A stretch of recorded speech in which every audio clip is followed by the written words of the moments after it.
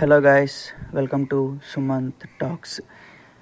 Devara movie ఇంకా release కూడా కాలేదు, అంటే ఇంకా రిలీజ్ కొంచెం టైం ఉంది. ఇంకా రిలీజ్ అవ్వకుండానే కొంతమంది మూవీ మీద నెగిటివిటీ స్ప్రెడ్ చేయడానికి చాలామంది ట్రై చేస్తున్నారనమాట. సో ప్లీజ్ గైస్, అలా చేయొద్దు. ఒక మంచి సినిమాని చూసిన తర్వాతే మీరు రివ్యూ రాయండి. చూసిన తర్వాతే అది హిట్టో ఫ్లాపో అని చెప్పండి. చూడక ముందు అట్లీస్ట్ ఎక్కడ కూడా అసలు రిలీజ్ కూడా అవ్వలేదు ఆ సినిమా. అసలు ఈవెన్ యూఎస్లో కూడా 26th ఈవినింగ్ అవుతుంది.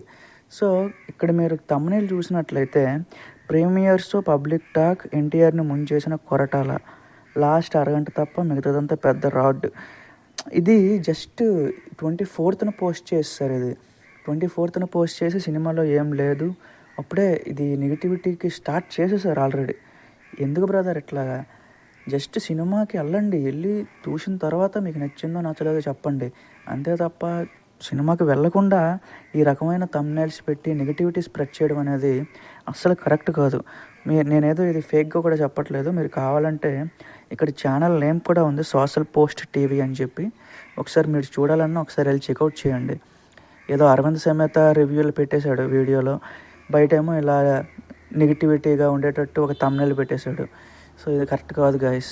జస్ట్ ఫోకస్ చేయండి. జస్ట్ మీరు ఎన్టీఆర్ అనే కాదు, ఏ సినిమా వచ్చినా సరే వెళ్ళిన తర్వాత చూసిన తర్వాత మీరు నమ్మండి. ఇలాంటి రివ్యూలు మాత్రం నమ్మి సినిమాలకు వెళ్ళొద్దు.